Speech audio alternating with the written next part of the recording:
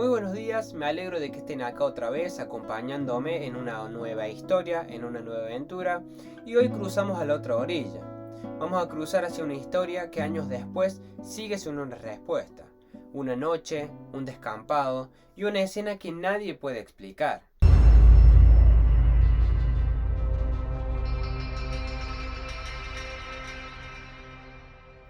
Miriam Vallejo era una chica de 25 años con una vida normal. Vivía en Meco, un municipio tranquilo de la Comunidad de Madrid, junto a su familia. Un entorno residencial donde los vecinos se conocen, donde las rutinas se repiten y donde en teoría nada fuera de lo común debería pasar. Miriam estaba muy unida a su familia, aunque no era una persona mediática ni expuesta. Quienes la conocían la describen como alguien cercana a los suyos, con una vida bastante centrada en su entorno familiar y cotidiano. En lo académico estudiaba biotecnología. No es un dato menor, ya que esta carrera es bastante exigente. Requiere disciplina, constancia y una forma de pensar bastante analítica. Esto ya dice bastante de ella. No solo tenía objetivos, sino que estaba trabajando activamente para construir un futuro. Era una chica responsable, no hay registros de conflictos importantes ni problemas dentro de su entorno. No llevaba una vida nocturna intensa, no estaba vinculada a situaciones de riesgo, más bien todo lo contrario. Su día a día era bastante estructurado. Estudiar, estar en casa, compartir con su familia y salir a pasear con sus perros. Los perros eran una parte importante de su rutina. Sobre sus mascotas se sabe que solía ir a pasearlos con frecuencia por zonas cercanas a su casa, incluso por caminos o descampados que ya conocía. Era algo habitual, nada fuera de lo común. Nada que hiciera que pensar en peligro. En cuanto a su personalidad, hay algo en lo que coinciden quienes hablaron sobre ella. Miriam era discreta, no buscaba destacar, no era alguien conflictivo ni llamaba la atención. Por el contrario, era tranquila, era educada, correcta, de esas personas que pasan desapercibidas en el mejor sentido. De las que no generan problemas, de las que construyen su vida paso a paso, y quizás hay un detalle que resume todo. No había nada en su vida que hiciera pensar que podía convertirse en una víctima de un crimen así, ni por su entorno, ni por sus relaciones, ni por su estilo de vida, y eso es lo que hace que su historia golpee más fuerte. Porque cuando alguien vive sin sobresaltos, cuando todo parece estar en orden, uno espera que la vida siga ese camino, pero no siempre es así. En los meses previos, Miriam había decidido irse a vivir con una amiga, cuyo nombre no se suele difundir, y esta tenía una relación con Sergio. Y por eso él estaba presente en encuentros, en salidas o en momentos compartidos con ellas dos. El 16 de enero de 2019 fue un día frío en Meco. Era invierno, las temperaturas al caer la noche rondaban los pocos grados, el aire era seco y el frío se sentía más intenso en zonas abiertas, como caminos de tierra o descampados. Un día más, sin nada que lo hiciera especial. Durante la jornada, Miriam hizo lo que hacía habitualmente. No hay registros públicos de movimientos fuera de lo común y no hay información que indique conflictos, discusiones o situaciones extrañas. Todo apunta a un día normal. Al caer la noche, la rutina continuó. Miriam estaba en su casa, con su entorno habitual, y en algún momento alrededor de las 9 decidió salir a pasear a sus perros. Era algo completamente cotidiano. Salió de su casa abrigada como cualquier noche de invierno. El ambiente en la calle era tranquilo, poca gente, poco movimiento, y se dirigió a una zona que conocía bien, un descampado, utilizado por vecinos para caminar o pasear animales. Especial para que los perros puedan salir a andar sin necesidad de ir con arnés o una correa. Un lugar sin demasiada iluminación, donde el silencio se siente más. Durante los primeros minutos del paseo todo habría sido normal. El sonido de los pasos sobre la tierra, el movimiento de los perros, el frío de la noche, nada fuera de lo común. Pero en algún punto de este recorrido algo ocurrió. Dos jóvenes, sin imaginarlo, se convirtieron en testigos del brutal asesinato de Miriam Vallejo en Meco. La que fuera testigo del crimen contó lo que vio. Tenía mucha sangre, las manos las tenía destrozadas, muy llenas de cortes. Ella intentaba hablar, pero se ahogaba. Así la testigo expresó que sintió mucho miedo por la posibilidad de que el agresor estuviera observando detrás de un matorral o en un árbol. Ella no podía hablar, Solo emitía sonidos, como haciendo el amago de hablar, pero no podía. En un momento se acercó uno de sus perros y se tumbó en su regazo, y ella hizo como el amague de intentar acariciar el animal, y ahí es cuando dejó de respirar. Eso relató la joven. La agresión fue extremadamente violenta. Miriam recibió 89 puñaladas. Los informes forenses indicaron que no se trató de un ataque instantáneo. Hubo una secuencia de agresión prolongada y esto sugiere varias probabilidades. Que hubo una gran intensidad emocional en el ataque, que pudo haber resistencia e incluso, según alguna hipótesis, la posible participación de más de una persona. Otro punto clave es que los perros que la acompañaban no desaparecieron. Esto generó aún más dudas en la investigación porque indica que el ataque ocurrió en ese mismo lugar, sin traslado y sin una escena secundaria clara. A pesar de la gravedad de las heridas, no murió en el acto.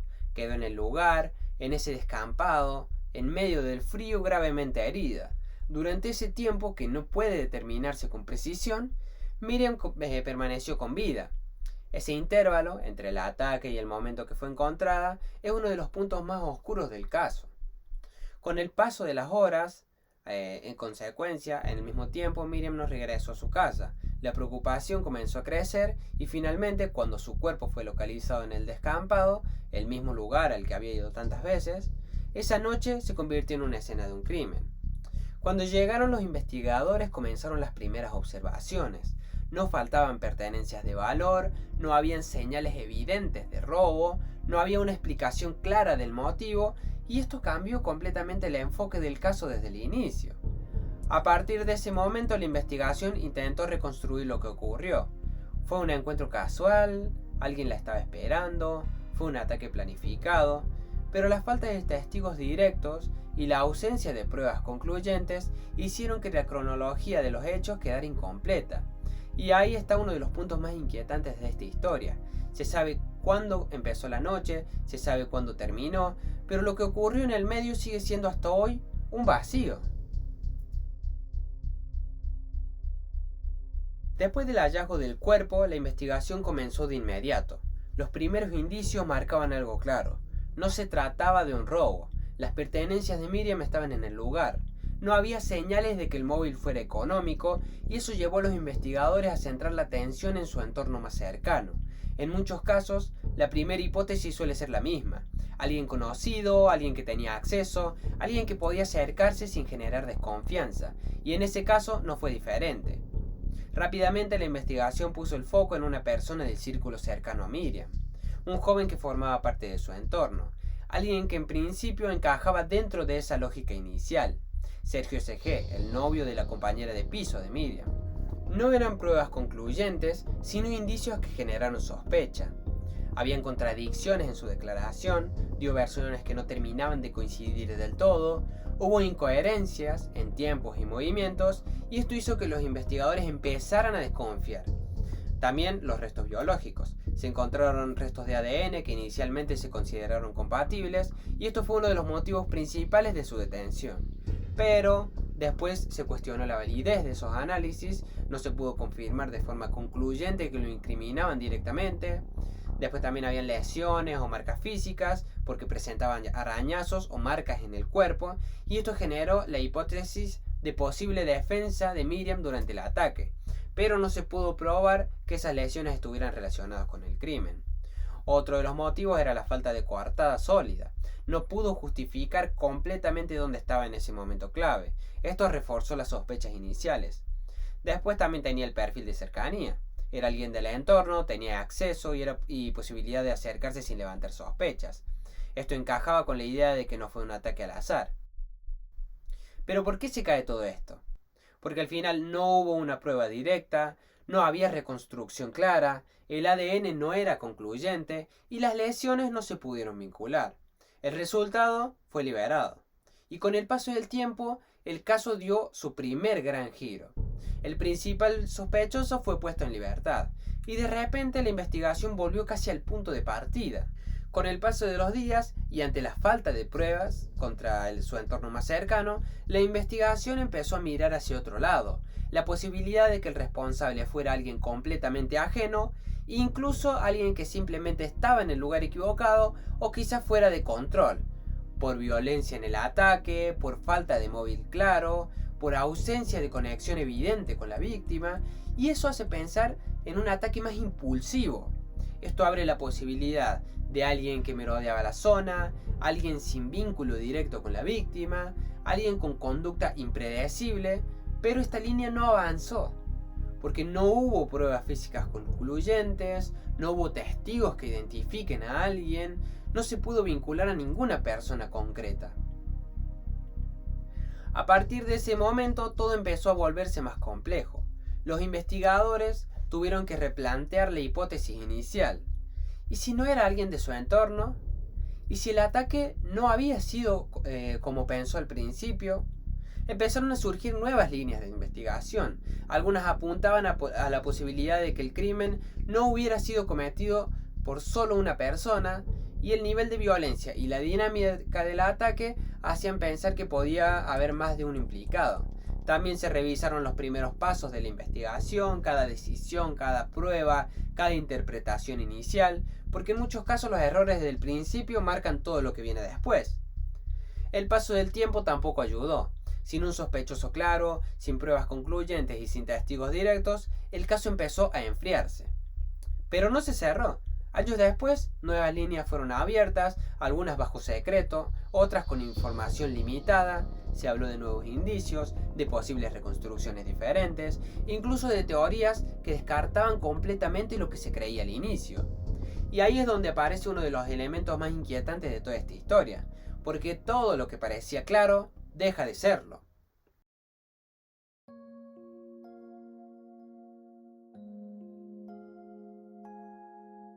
Hoy el caso sigue abierto, sin un culpable, sin una versión definitiva de lo ocurrido, solo con hipótesis y con una pregunta que sigue sin respuesta.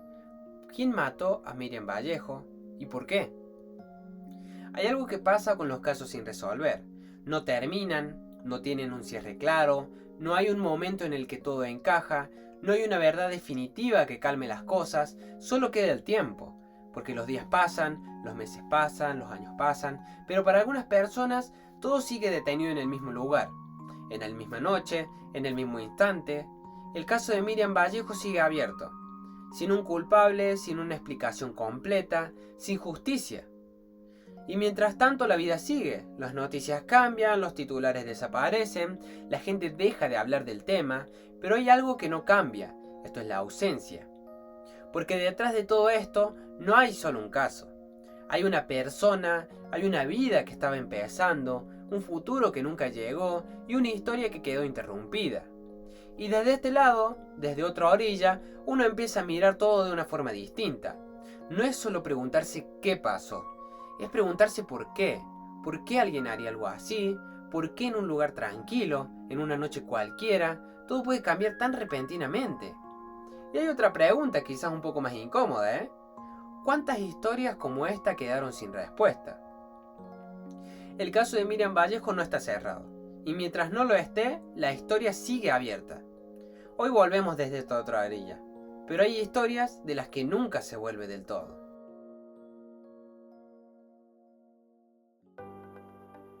Ahora bien, yo solamente me queda agradecerles a ustedes por estar hasta el último, hasta el final. Pedirles por favor si pueden suscribirse, dejarse un me gusta, apoyar el video para que esta comunidad o estas historias sigan creciendo, siga pudiéndola ver mucha más gente. Y sin más nada que decir, nos vemos en el siguiente video. Muchísimas gracias.